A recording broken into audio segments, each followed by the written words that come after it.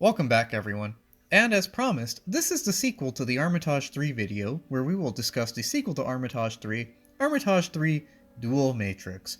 Now in the previous production, we established that Armitage III is a very fluid piece with some great characters, some great mysteries, some great action scenes, an outstanding audio and visual design, and even some social commentary, which is often for the better when it comes to the idea of othering people as bad, and sometimes a little weird or even for the worst when it comes to a few weird takes or weird tones involving women and the word feminist. Overall, Armitage III, the original, is a very memorable, unique, and extremely 90s OVA, and even if it's not perfect, it is still a great OVA, and a great piece of work to exemplify the highlights of the 1990s. Does the sequel Dual Matrix, with an almost entirely new creative team, live up to this hype? Is it as good as its origins? Is it worth a watch? How close is it to the original? All this and so many other questions will be answered, but of course, let's first explore the plot real quick. Now Armitage III Dual Matrix picks up several years after the original, with Ross Syllabus and Naomi Armitage now living under assumed names with their daughter Yoko. They seem to live in a suburb of St. Lowell and seem to be doing relatively well. Armitage seems to be a stay-at-home mother, and Ross now works security for a rocket fuel plant. By this point, Mars does seem to be much more stable, and while still a bit robophobic, has advanced to the point of proposing a bill of robot rights to itself and Earth, with whom it is in a union with. One day though, while at home baking, Armitage receives a distress signal from a fellow third in a research base, which is then wiped out by a secret military mission. This prompts her to leave for Earth, Chicago, where she hopes to avenge the killed third and find out why she was killed and what plot that this is part of. This sees her get into several action scenes as she tracks down the colonel who led the military mission to destroy that base and eventually meet Demetrio Mardini. Now Mardini is big in the robot world and staged the operation as a sort of fake robot rebellion in order to drum up fear against robots and get the robot rights bill cancelled and thus guarantee continued profits for his robot making company. He seeks Armitage's help in doing so, and in order to learn how she can procreate, which is not as emphasized in this movie as the original. Armitage refuses though, and is hurt, but manages to escape, and is fixed by a robot informant named Mouse. While this is all occurring, Ross, on Mars, fights off a terrorist attack on the rocket fuel plant that he works at, inadvertently killing several human terrorists, but not the robot ones. While bigoted management wants him to simply chalk this up as a mistake, that of sparing the robots, he claims that this is because he doesn't care what they are and he simply acted in self-defense. Since he said he didn't care that the robots were robots and the people were people, Ross is thus kind of seen as a weird robot rights hero and sent to Earth, Chicago, as part of a delegation to vote on the robot rights bill. As he arrives on Earth with Yoko, Yoko is kidnapped and Demetrio forces Ross to abstain on the rights bill in order to save Yoko. This works and the bill fails, never to be brought up again. Anyways, Armitage sees this on the news, and thinking it's very suspicious that Ross would do this, reunites with him after another action scene. While this is going on, Mouse tries to sell data to Demetrio, but is almost killed when the latter is unsatisfied with the product available, and Ross and Armitage then team up to save their daughter, and the last 40 minutes of the movie is basically them freeing Yoko and escaping Demetrio's killer Armitage clones. Armitage is able to do so when Mouse tells her how to surpass her limits. He is, after all, bitter for almost being killed by Demetrio. And this 40-minute sequence is also fleshed out by some nice character interactions between Yoko and Armitage, as Yoko learns that while her mother is a scary robot, she is still her mother and still loves her very much. The movie then climaxes with a treacherous trek up a space elevator, where Ross and Yoko hope to find passage back to Mars, and when the family escapes back to Mars thanks to Armitage passing her limits, Julian from the first movie, as a web ghost, takes control of one of the killer clones to kill Demetrios. The final scene is of the family happily playing on one of the new Martian beaches, which was hinted at very early on in the movie. Now, if you've noticed, the plot summary for this Armitage movie is a lot shorter than the one for the original OVA, not only because the movie is shorter than the original OVA, but because the plot is not necessarily as dense. While we will examine this movie in a vacuum at the end of the video, there are reasons I would first like to make some comparisons between the two Armitages. We will compare the strengths of the original, that being characters, looks and sounds, mysteries, and morals, to the same concepts present in Dual Matrix.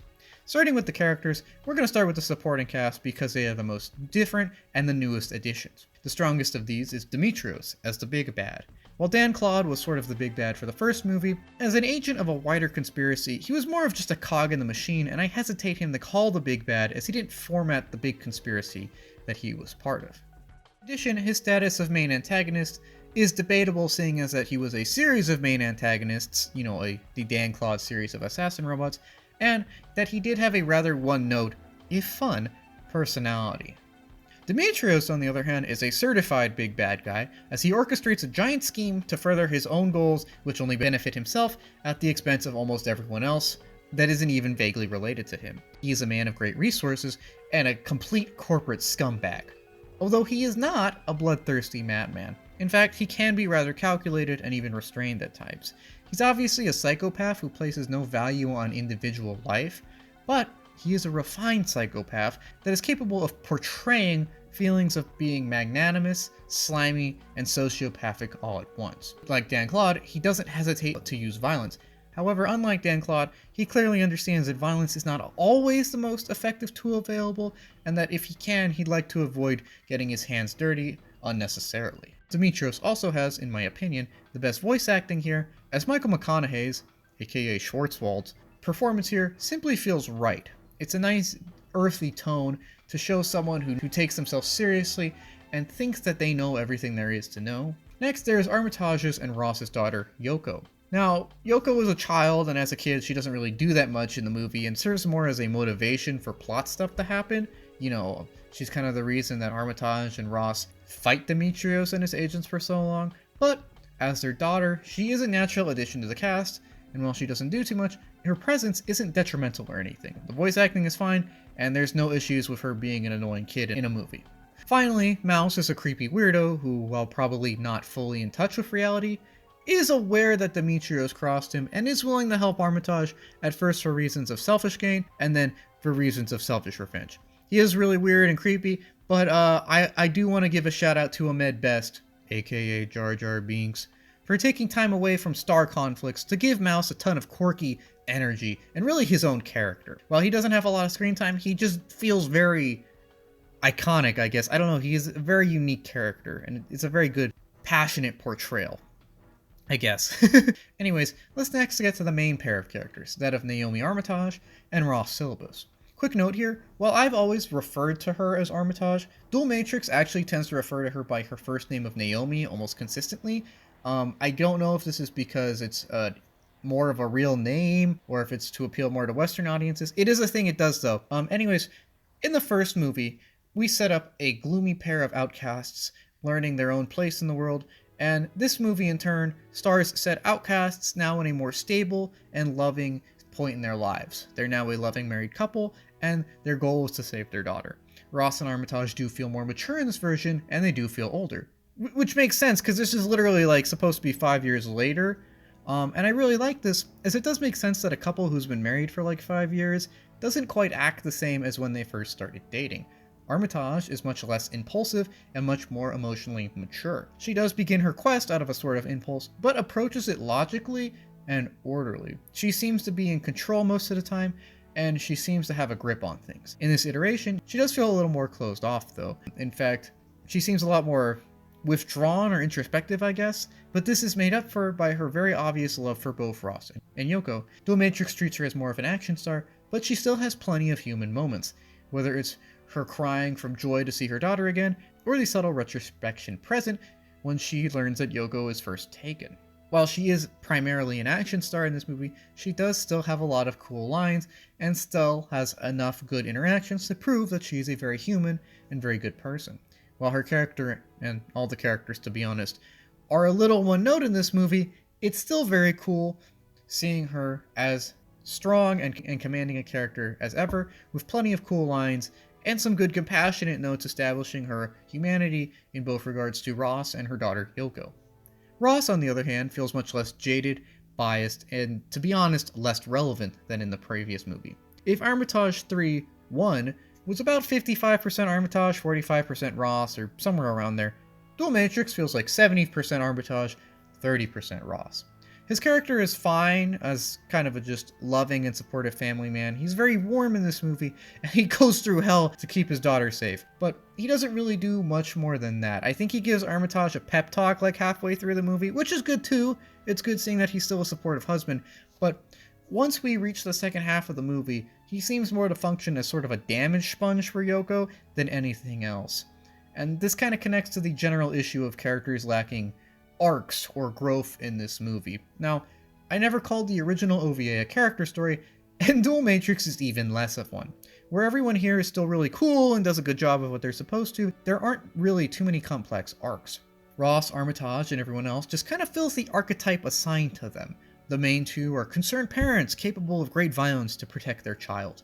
Demetrios is the scummy business guy. Mouse is the crazed hacker, so on and so forth. While everyone fulfills their assigned roles well, they don't really have arcs beyond these roles, although this doesn't ruin the movie. More on that later. And there are still plenty of great character moments in the movie, in fact. Actually, I'm kind of impressed by how the characters don't really have arcs, yet still feel very human in spite of that. Like, Armitage has a lot of great moments with Yoko, where she's obviously hurt by the fact that Yoko is scared of her when she learns she's a robot. Yoko sees Armitage in a frightening new light as she almost decapitates someone, as a concerned mother does. And, that's a very realistic thing, and it's very realistic that Armitage would be hurt by that. Although, they do reconcile, and they still love each other very much by the end of the movie. And there are character moments like that, which are still nice and heartwarming, which again is kind of impressive considering the fact that there aren't really character arcs proper in this movie. It is very impressive to me how they still make the characters feel very human in spite of the lack of a greater arc. And there are still plenty of great scenes and interactions to show that both Armitage and Ross really are good and human people. On the production front, Dual Matrix also does a lot differently from the original OVA. Where the original was made in the core of the 1990s and exudes 90s looks and sounds from every aspect of it, Dual Matrix was made in 2002, and as such exudes early 2000s looks, sounds, and energy. In the visuals department, this is most obvious by the different animation techniques present and the different settings present. While the animation is still snappy and fun, it's no longer hand-drawn and it feels less heartfelt. As, at least to me, nothing is more heartfelt than hand-drawn animation. Like the OVA felt painstakingly made, and this one feels competently made. That's not to say that passion didn't go into it, it's just that the newer techniques simply feel less visceral than the time-consuming hand-drawn animation used for the original. Again, the animation is perfectly fine, in fact I would go as far to say as it's good, but it doesn't really stand out to me, and it even feels a little too clean every now and again. All of this is in comparison to the original, of course, and in a vacuum, it still looks pretty good and pretty nice. I also think it's cool how the changes in styles present show the evolution of the medium, as, while they look pretty different, there's only about a 7-year gap between the two, and I like how that shows just how quickly things can evolve. It is an interesting evolution, as not only do the characters kind of evolve, but so does the medium used to portray them. Getting into the setting itself, the original took place on Mars, and is presented in this claustrophobic and bizarre architectural nightmare. Buildings spring from the ceilings, and almost everything is completely asymmetrical. Light and dark tones conflict in almost every scene to create a dichotomy that so characterized St. Lowell as an excellent vision of a futuristic, neon place. I don't want to say paradise, I don't want to say hell, but it just has a very unique 90s future anime vibe, if you will. Dual Matrix, on the other hand, takes place in Chicago.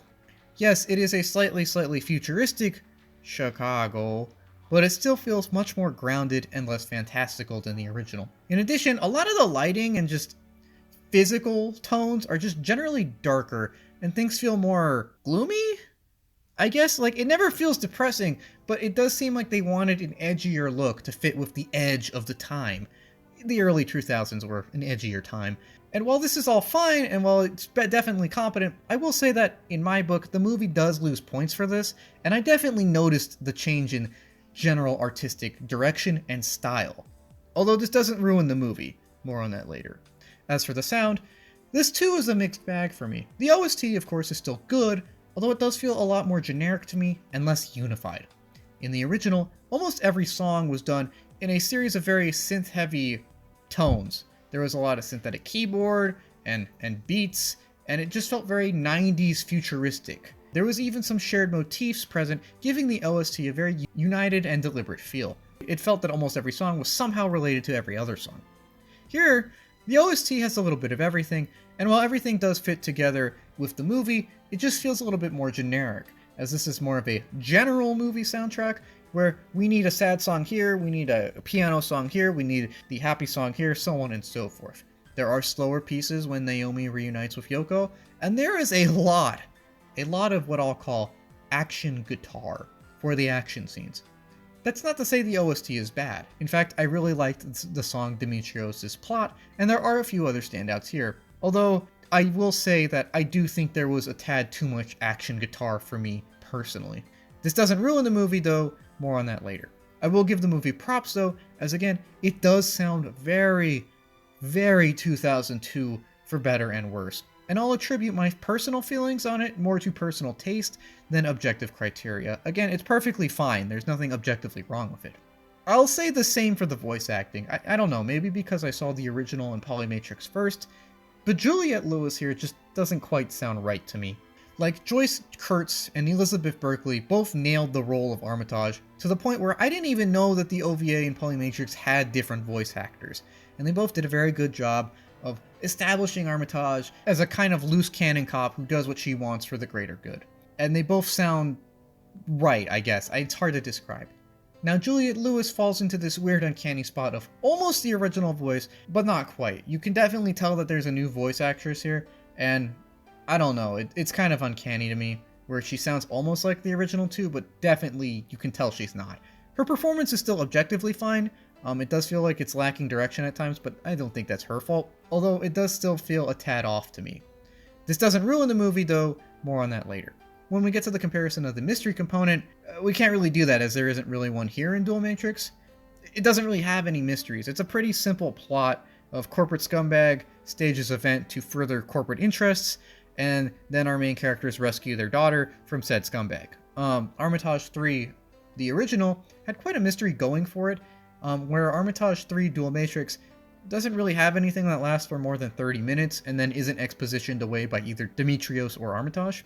Mystery simply is not a big part of this movie, and while mystery isn't a prerequisite for a great movie, some might be disappointed by this. Although, this doesn't ruin the movie. More on that later. Similarly, another area the sequel lacks in compared to the original is a lot of the social commentary present. Now, the original Armitage had some really good and deep social commentary about how othering people is bad and counterproductive.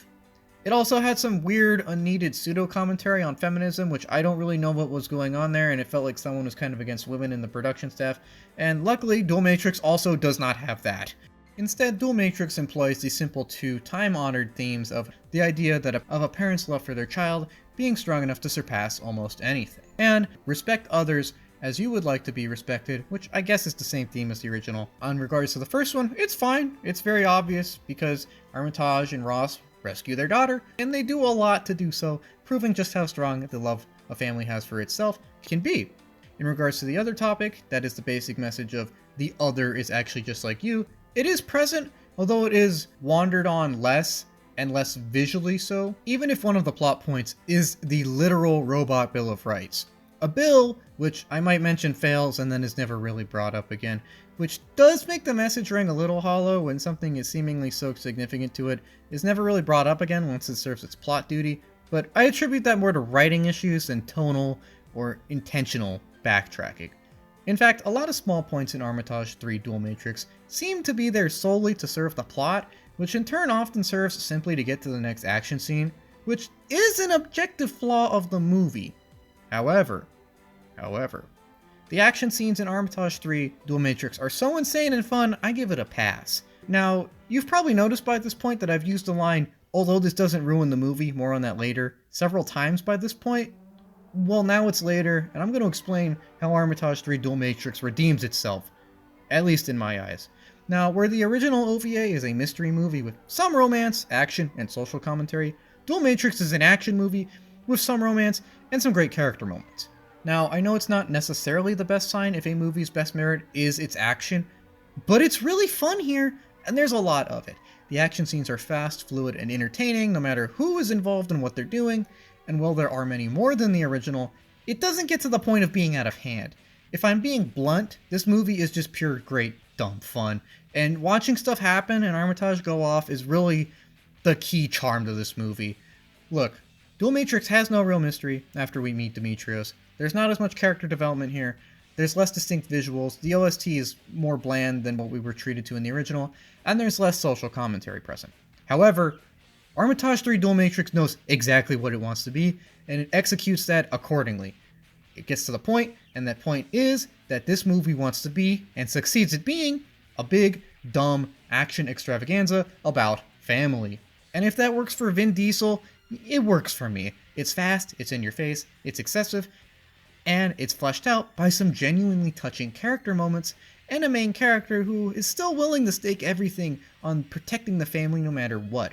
Well, I think that some could argue that Dual Matrix is objectively worse than the original because it never really tries to go into all the deeper topics the original does.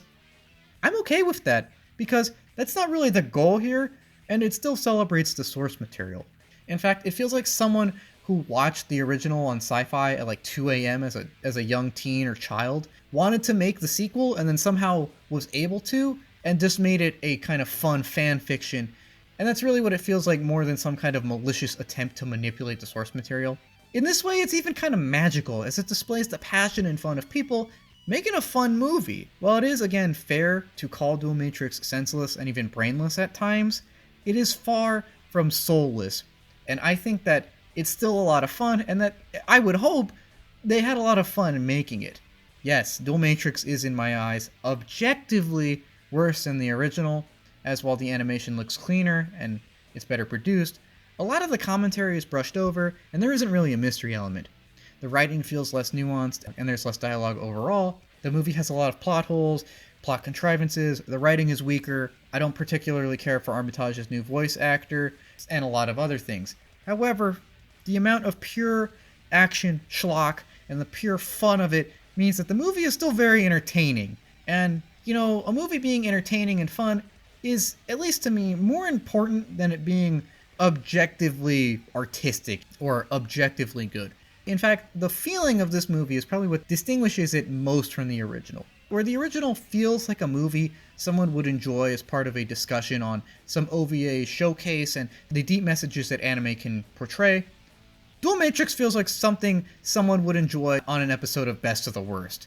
I hope RLM watches this one day. Yeah, it's kind of dumb and some of the voice acting is kind of mid, but the sheer amount of fun action and cheesy dialogue and just cheese overall makes up for it in my eyes. The movie knows exactly what it is, and it nails it a majority of that time. And what it is, or at least what it feels like to me, is a sort of B-movie action extravaganza. It's not here to make commentary, it's not here to weave a mystery, it's not here to portray the greatest plot ever, it's not here to show the biggest character arc ever. No, it's here to compose a series of balls-to-the-wall action scenes with a few great characters and plot moments here and there to flesh everything out and stitch everything together, all the while putting a smile on your face. And it worked! In fact, I can't remember the last time I smiled so much while watching a movie. Yes, I've seen things that are more intellectually stimulating, or things that are more heartfelt, or things that are more tragic. But this movie's just fun! And again, that's not to say that it disregards the legacy of the original either, as it is nice seeing Ross and Armitage now living as a more mature married couple, and it's nice seeing that the two even went on to have a family, and go on a murderous rampage to protect said family. There is still a lot of genuine character moments here, even if there aren't character arcs, and even if they are sandwiched between action scenes, they still feel very heartwarming. And that balances out the action schlock enough to make, in my opinion, a very fun production. Now, if you enjoyed the first one, I can't guarantee you're going to enjoy the second one. They are extremely different, and they do very different things, different ways, and they go in very different directions. They are very tonally different. However, I would personally recommend this if you just like fun. Look, I completely understand if this is a hot take of mine that I think this movie is fun. I didn't say it was good, I said it was fun and enjoyable and you should watch it. Although I understand if that's a hot take. I completely understand if you hate this movie because it's really not like the original and kind of just skims over all of the deep meanings of the original. I can understand if you think this movie is a sort of bastardization of the source material. However, I also understand if you like it that this movie goes all in on the big action scenes as opposed to some deeper aspects of the original. I understand if you know that it's kind of dumb, but you love it nonetheless. And I understand that if you think, like me, it's still a fun, obscure anime memory.